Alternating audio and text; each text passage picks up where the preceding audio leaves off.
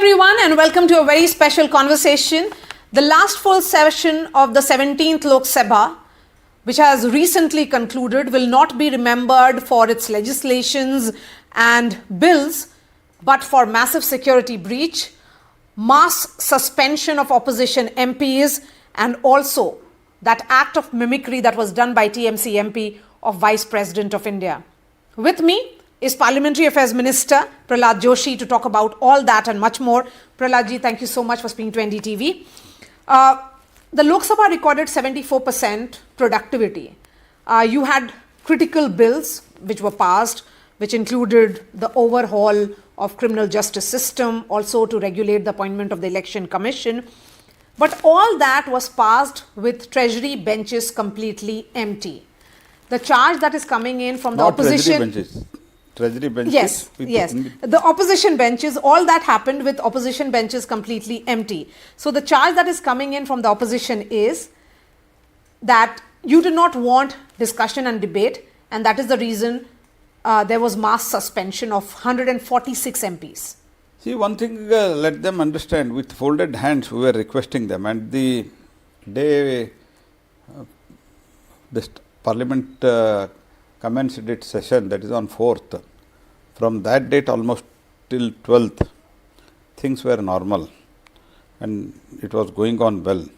And we were the people, the major 3 bills which have been passed, it was given to the standing committee. In the history, that is the highest consultation if it is done on any bill in the Parliament history, that's on these bills. Highest consultation. This is one part. Second part, we tried our best and we requested them, and we have nothing to hide, because this colonial mindset and colonial era's laws, which were supposed to be changed by them, which actually they should have changed in their regime, which they have not done. And we wanted that discussion on that, and without discussion. Otherwise, when they went out, we would have passed it without discussion. We requested BJD, we requested YSRCP, we requested ANADMK, we requested many other parties, even OIC, all those AIM, all those people, they participated in the discussion. Yes, but these are parties, for some of them are your allies and some are unattached members like BJD and YSRCP. No, what I suggest is, when you ask question, allow me to reply fully. Please go ahead, sir. Yeah, then see, we have done lot of requests, we have made them request to be present in the Parliament. What was the reason to boycott, you tell me? What was the reason? See, when we had the BAC meeting, the very first day of this session, it was decided that since we are entering the new building, as it is from the beginning, bringing the placards in the house is not allowed. But somehow the action were not being taken from last so many decades. But Speaker kept a request before everybody, you should not bring placard, and ultimately if you bring placard, as soon as you bring the placard inside the house, you will be suspended. जब ये बात बताया गया, थोड़ा कुछ चर्चा होकर सबने एग्री किया, ठीक है, हम नया भवन में जा रहे हैं, नया बिल्डिंग में जा रहे हैं, नया सोच और नया विचार के साथ जाएंगे, ये सब एग्री हो गया. And the decision of the BAC was what? As soon as you come in the well. But even after coming in the well with the placards, we requested them, ऐसे मत करो, हमको चर्चा करना है. हमने रिक्वेस्ट किया, पहले 13 लोगों को सस्पेंड किया. 13 लोगों के सस्पेंशन के बाद क्या हुआ? तो हमने ऑफर किया, ठीक है, आप अभी भी आश्वस्त करिए, हम प्लेकार्ड लेके नहीं आएंगे, तब हम आगे बढ़ेंगे. नहीं, हम प्लेकार्ड लेके आने का निर्णय किया है, हमको ऑर्डर मिला है, प्लेकार्ड लेके ही चलना है, हमको भी सस्पेंड करो.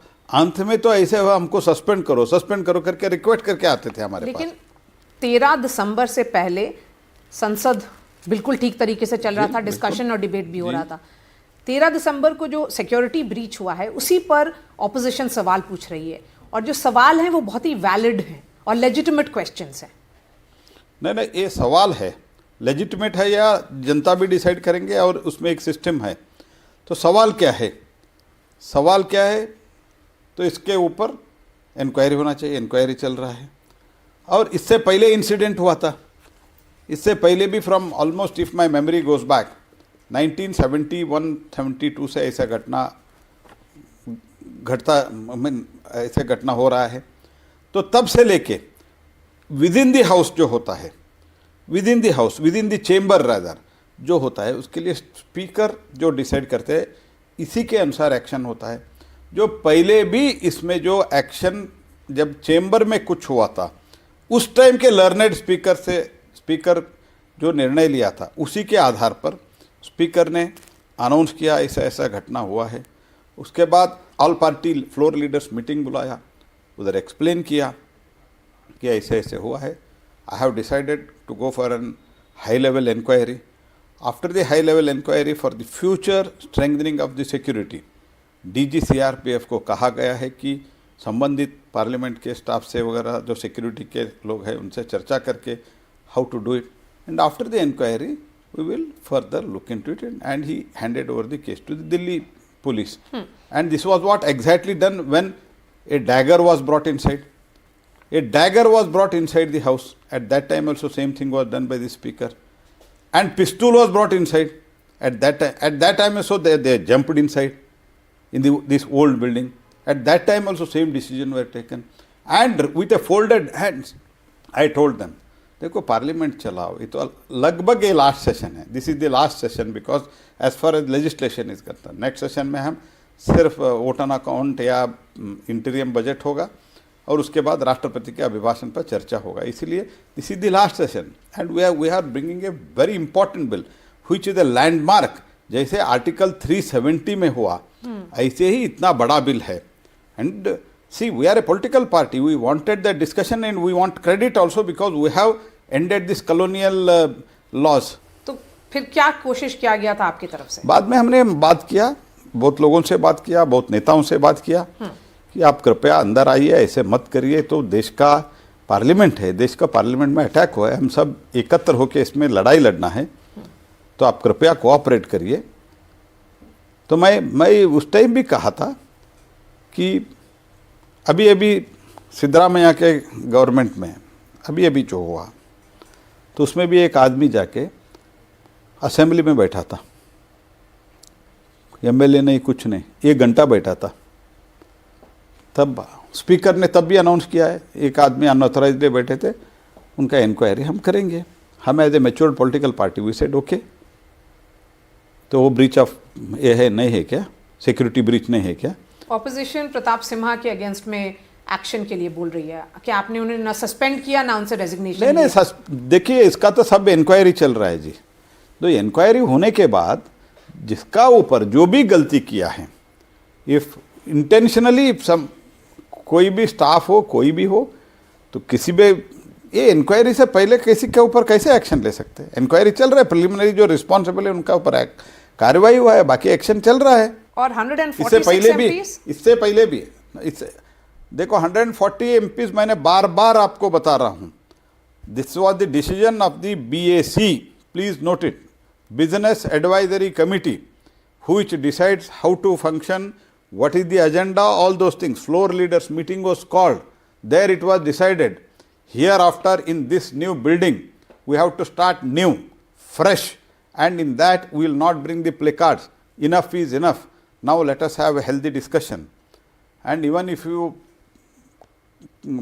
disrupt also, you should not come to well. That was also decided. Basically, the firm decision of the speaker, and it was approved by everybody, every political party, that we will not bring the placard.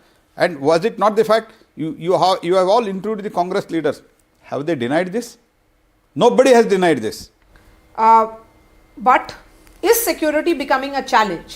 The reason why I'm asking is that 3 kilometers from Parliament, near the Israeli embassy recently, there was a security scare. Do you think that is becoming a talking point in the run-up to 2024 elections? No, I don't think, because if you compare what were happening before I don't want to compare very previous area, but at least the last 10 years of the UPA government and today, you compare the figures.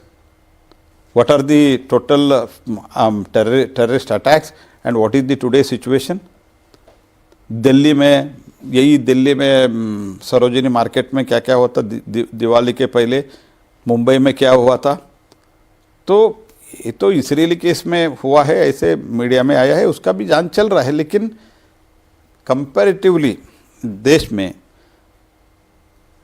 उस time पे comparison के हिसाब किताब आप देखते हैं तो आंकड़ा देखते हैं तो बहुत ही कम है, वो भी हम जीरो टॉलरेंस के ऊपर ही चल रहा है। बीजेपी है इसलिए इतना बहुत ही कम घटना घटी और आगे भी पूरा इसको जीरो हम करके दिखाएंगे।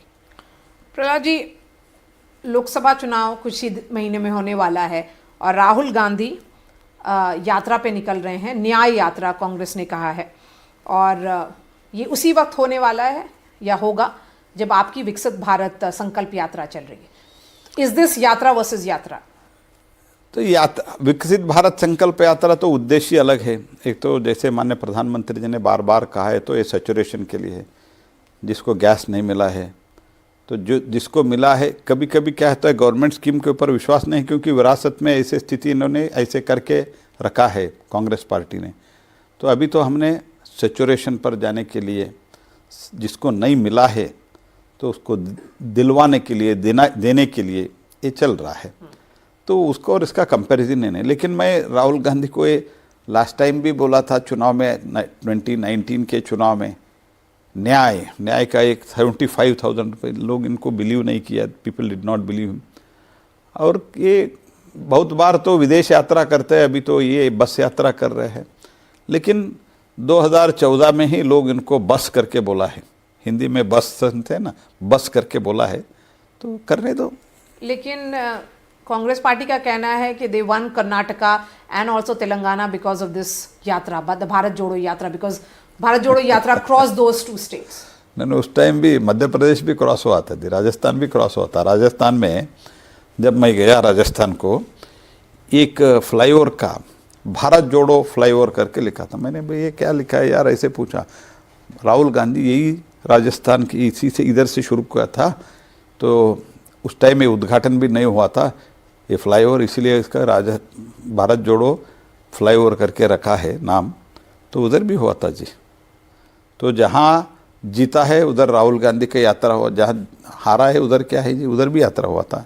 हारा ज़्यादा है, जीता एक ही है। तो आपका कहना है कि यात्रा का कोई इम्पैक्ट नहीं होगा? मैं तो इम्पैक्ट और इम्पैक्ट के मैं बात ही नहीं कर रहा हूँ ना। उन्होंने तो बहुत यात्रा किए, विदेश यात्रा भी करते हैं, ये भी यात्रा करते, इससे पहले भी यात्रा करते, हमको कुछ लेना देना नहीं है उसमें।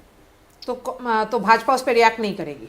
भाजपा का जो हमारा प्रवक्ता है वो करेंगे, हम पार्टी का स्टैंड जो है उसके आधार पर करेंगे, लेकिन हमारा काम नहीं है वो। ठीक है, चलिए let's talk about Karnataka. Insignificant अब मैंने क्यों बात करना है? So you are saying Rahul Gandhi is insignificant for politics, or is he insignificant in terms of this yatra? I am telling insignificant yatra. Okay. So are you in favor of what the BBMC says कि 60% जो hoardings हो वो Kannada language में हो?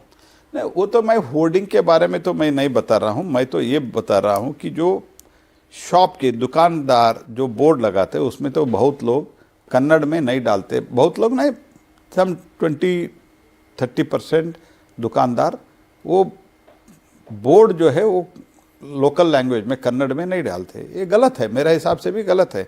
आप अंग्रेजी में डालते हैं डालो, लेकिन उसके साथ कन्नड़ में डालने में एक प्रॉब्लम क्या है? ये ब्रिटेन है क्या, ये इंग्लैंड है क्या पूरा इंग्लिश में रखने के लिए? No, I have not, because as you know, I was from the beginning, morning also I was busy, I have not heard his statement, but I have only appealed to everybody. As it is, I can tell you before going to that, BJP will win at least 25 seats again in Karnataka. In spite of our recent defeat in the Vidhan Sabha election, we are going to win 25. You take it from me, you are anyhow, you are recording, this record will be there. So this is number one. But nobody should give the public statement. This is what I am appealing through you, and as soon as I go to Bangalore, I will talk to the concerned people, concerned MLA. So, and what he said was that BJP should not become a party family. No, there is no question of becoming party family. Yediyurappa is our senior leader and he led the state very well. After that, Mr. Vijayendra is in the party from last more than, I think, 15-20 years. See, what is family party? Which are family party? After Nehru, Indira Gandhi, Rajiv Gandhi, अभी राहुल गांधी को launch करने के लिए fail हुआ, तभी तो अध्यक्ष और किसी को बनाए, वो तो अलग बात है, लेकिन एक्चुअली राहुल गांधी और उधर मुलायम सिंह जी, अखिलेश जी, डिम्पल जी, ये फैमिली पार्टी है। अगर किसी नेता का लड़का लड़की 10 बरस, 15 बरस, 20 बरस पार्टी में अच्छे ढंग से काम करते हैं, कर्मठ कार्यकर्ता होकर काम करते हैं, बाद में उसको पार्टी में कुछ पद मिलता है तो सिर्फ एक नेता का पुत्र है और पुत्री है इसीलिए टिकट या और कुछ मिलना अलग बात है।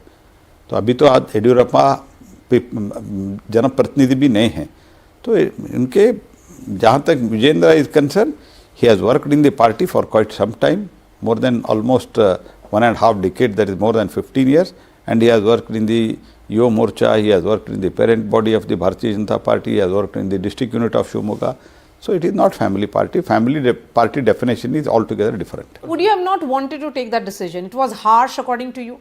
Do you think 146 is a record that you would not have wanted to be associated with the 17th Lok Sabha? See, if at all somebody has to repent, the opposition has to repent. Because it was the decision of the BAC under the chairmanship of Speaker. It is not, government has not taken the decision. Okay. If at all you bring the placard, immediately suspension without giving the notice, without bringing the resolution. That was the decision. All right. Prahlad Joshi, really appreciate your time. Thank you so much. Thank you.